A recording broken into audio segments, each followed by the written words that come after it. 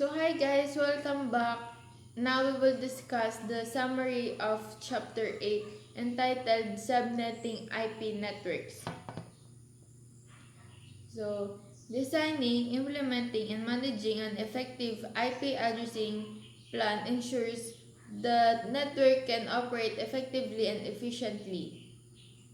This is especially true as the number of hosts connection to a network increases. Understanding the hierarchical structure of the IP address and how to modify that hierarchy in order to more efficiently meet routing requirements is an important part of planning an IP addressing scheme.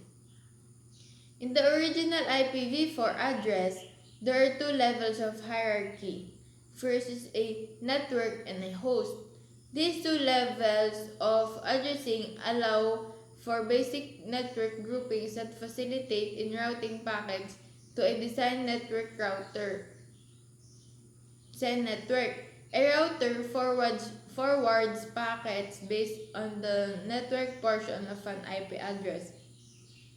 When the network is located, the host portion of the address allows for identification of the destination device.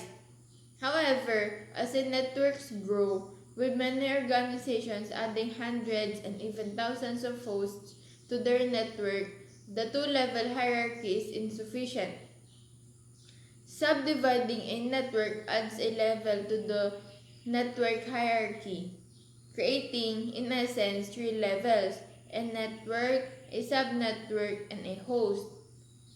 Introducing an additional level to the hierarchy creates additional subgroups within an IP network that facilitates faster packet delivery and added filtration by helping to minimize local traffic. So this chapter examines in detail the creation and assignment of IP network and subnetwork addresses to the use of the subnet mask. So broadcast domains. In an Ethernet LAN, devices use broadcasts to locate other devices and services. So other devices, a device uses Address Resolution Protocol or the ARP, which sends layer 2 broadcast to a known IPv4 address to the local network to discover the associated MAC address. So services. A host typically requires its IPv4 address configuration using the Dynamic Host Configuration Protocol or the DHCP, which sends broadcasts to the local network to locate a DHCP server. Switches propagate broadcasts out all interfaces except the interface on which it was received.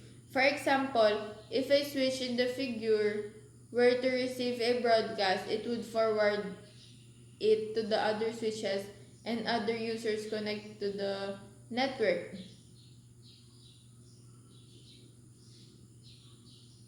Routers do not propagate broadcasts. When a router receives a broadcast, it does not forward it out other interface. For instance, when R1 receives a broadcast with its gigabit Ethernet 0/0 interface, it does not forward out other interface. Therefore, each router interface connects a broadcast domain and broadcasts are only propagated within its specific broadcast domain. Octet boundaries. Every interface on a router is connected to a network. The IPv4 address and subnet mask configured on the router interface are used to identify the specific broadcast domain. Recall that the prefix land and the subnet mask are different ways of identifying the network portion of an address. IPv4 subnets are created by using one or more of the host bits as network bits. It is done by extending the subnet mask to borrow some of the bits from the host portion of the address to create additional network bits.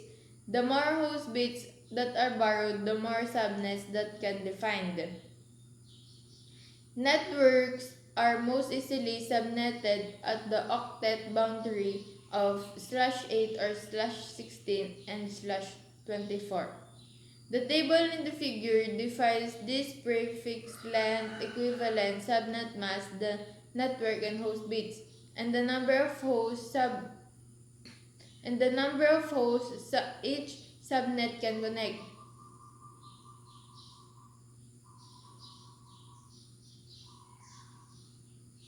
So IPv6 global unicast address. IPv6 subnetting requires a different approach than IPv4 subnetting.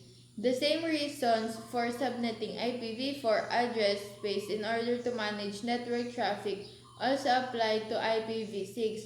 However, due to the large number of IPv6 addresses, there is no longer the concern for conserving addresses. The IPv6 address plan can focus on the best hierarchical approach to manage and assign IPv6 subnets. IPv4 subnetting is not only about limiting broadcast domains but also about managing address scarcity. Determining the subnet mask and the use of VLSM is done to help conserve IPv4 addresses. IPv6 subnetting is not concerned with conserving address space. The subnet ID includes more than enough subnets. IPv6 subnetting is about building an addressing hierarchy based on the number of subnetworks needed.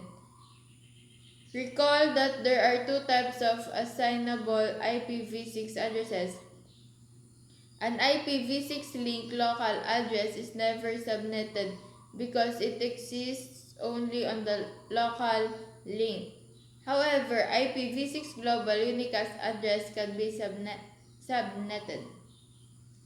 The IPv6 global unicast address normally consists of a /48 global routing prefix, a 16-bit subnet ID, and a 64-bit interface ID.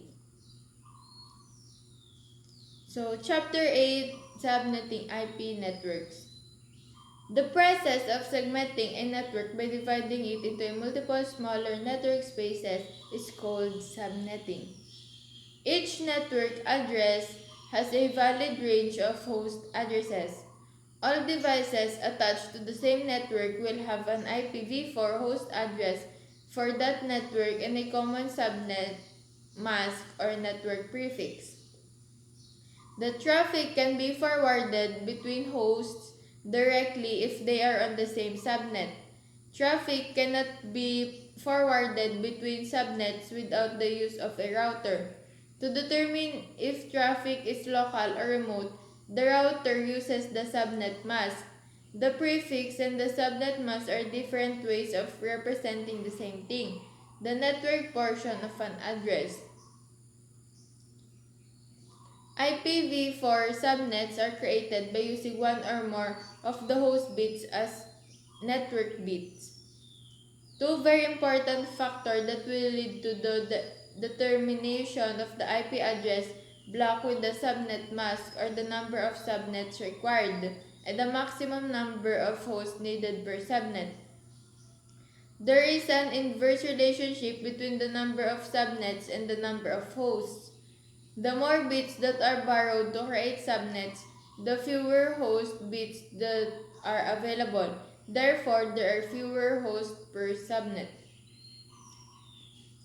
Formula 2n, where n is the number of host bits remaining, is used to calculate how many addresses will be available on each subnet. However, the network addresses and broadcast address within a range are not usable. Therefore, to calculate the usable number of addresses, the calculation 2n minus 2 is required.